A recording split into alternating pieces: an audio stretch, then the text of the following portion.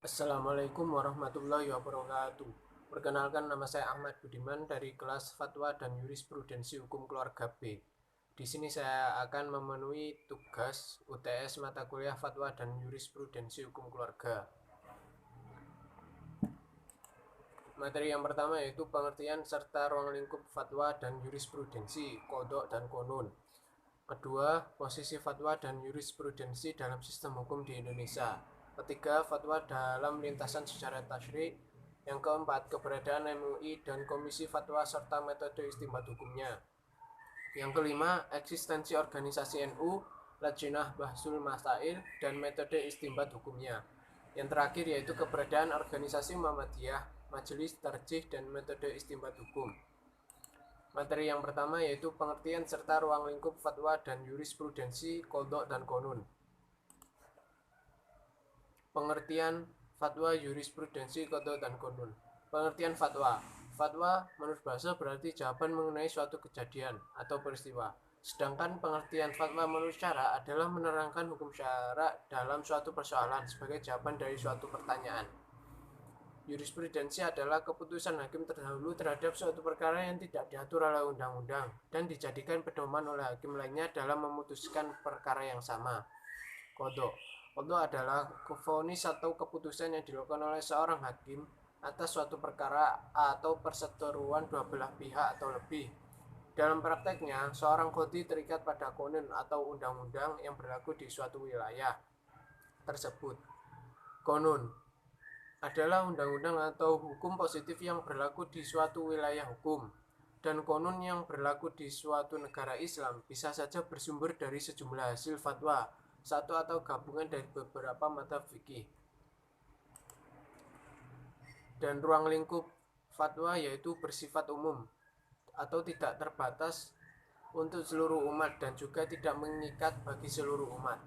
Ruang lingkup jurisprudensi hanya terbatas di pengadilan saja, dan kodok itu terbatas hanya pada pihak yang berperkara saja, dan ruang lingkup konun hanya terbatas pada Provinsi Nanggroe Aceh Darussalam.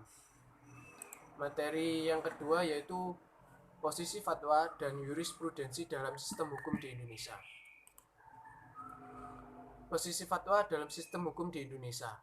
Dalam sistem hukum ketatanegaraan di Indonesia, posisi atau kedudukan fatwa MUI hanya merupakan sebagai hukum aspiratif yang mempunyai kekuatan konstruktif secara moral bagi komunitas yang mempunyai aspirasi untuk mengamalkannya. Namun, fatwa tersebut tidak dapat dijadikan alat paksa bagi kelompok lain yang berbeda pendapat dengan fatwa MUI sebab bukan termasuk dalam hukum positif.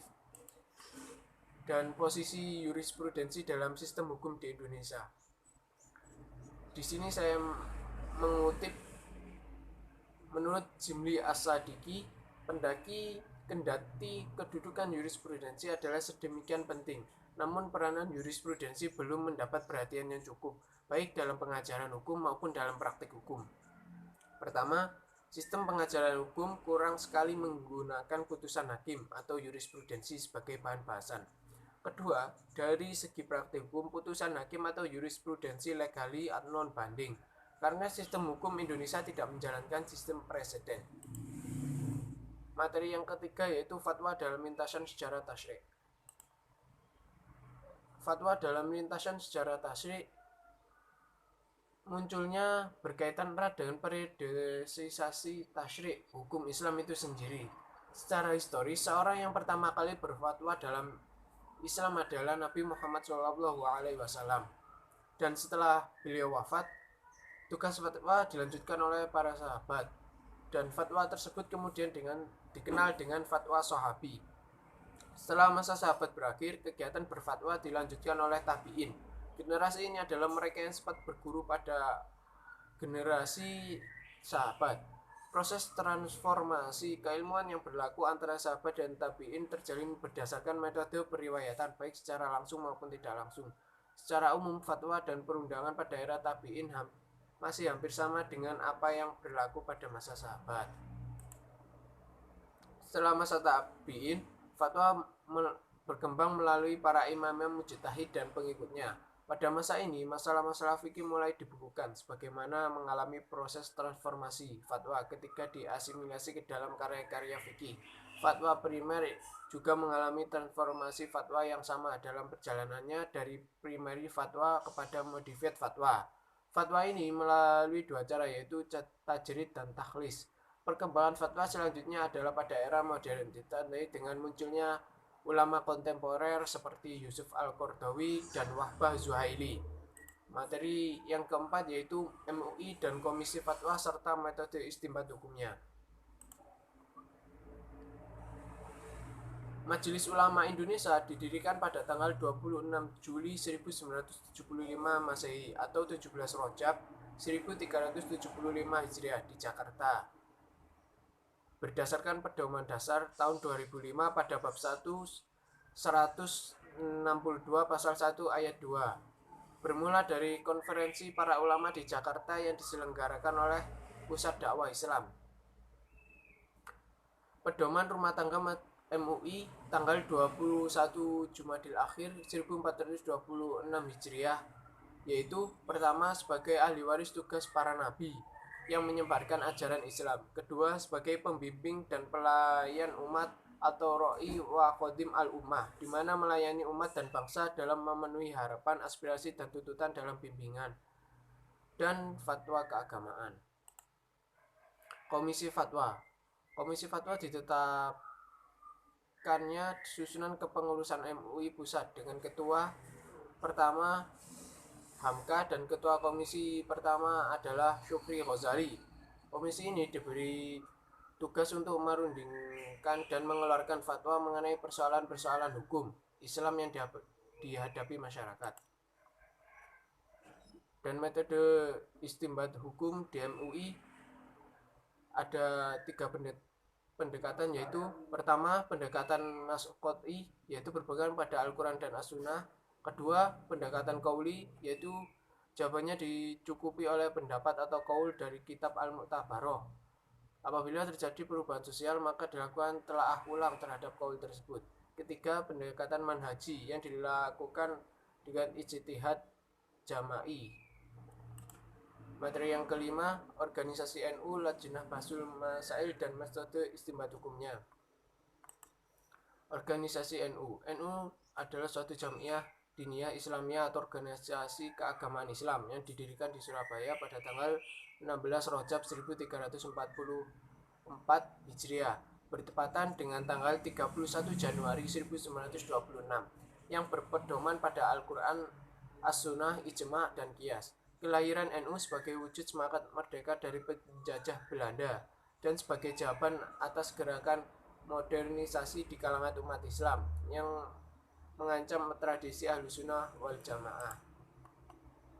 Lajnah Bahsul Masail adalah salah satu lembaga dalam Jamiah Nahdlatul Ulama yang menghimpun, membahas dan memutuskan permasalahan yang menuntut kepastian hukum dalam bidang fikih yang mengacu pada 4 mazhab, yaitu mazhab Hanafi, Maliki, Syafi'i, dan Hambali.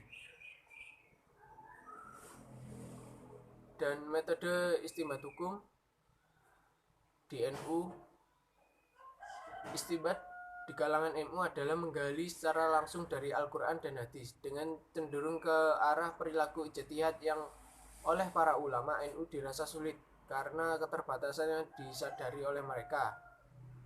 Oleh karenanya, para ulama NU menggunakan istinbat ke arah yang tidak mengambil langsung dari sumber aslinya. Metode istinbat hukum yang digunakan di NU ada 3, antara lain metode qauli, metode ilhaqi, dan manhaji. Materi yang terakhir yaitu organisasi Muhammadiyah, majelis tarjih, dan metode istinbat hukumnya. Organisasi Muhammadiyah adalah sebuah organisasi Islam yang besar di Indonesia. Muhammadiyah secara etimologis yaitu pengikut Nabi Muhammad karena berasal dari kata Muhammad. Sedangkan secara terminologi adalah gerakan Islam, dakwah amar ma'ruf nahi munkar, dan tajdid yang bersumber pada Al-Quran dan As-Sunnah. Muhammadiyah didirikan di Kampung Kauman, Yogyakarta pada tanggal 8 Zulhijjah 1330 Hijriah oleh seorang yang bernama Muhammad Darwis atau yang lebih dikenal dengan Kiai Haji Ahmad Dahlan. Majelis Tarjih adalah salah satu bagian dari organisasi Muhammadiyah yang membidangi masalah keagamaan, khususnya hukum fikih. Majelis Tarjih didirikan atas ide Kiai Haji Mas Mansur pada Kongres Muhammadiyah yang ke-16 di Pekalongan 1927. Kiai Haji Mas Mansur mengusulkan dibentuknya 3 majelis dalam persyarikatan Muhammadiyah. Majelis Tarjih berfungsi untuk memberikan jawaban dan kepastian hukum terhadap suatu permasalahan, khususnya bagi warga Muhammadiyah.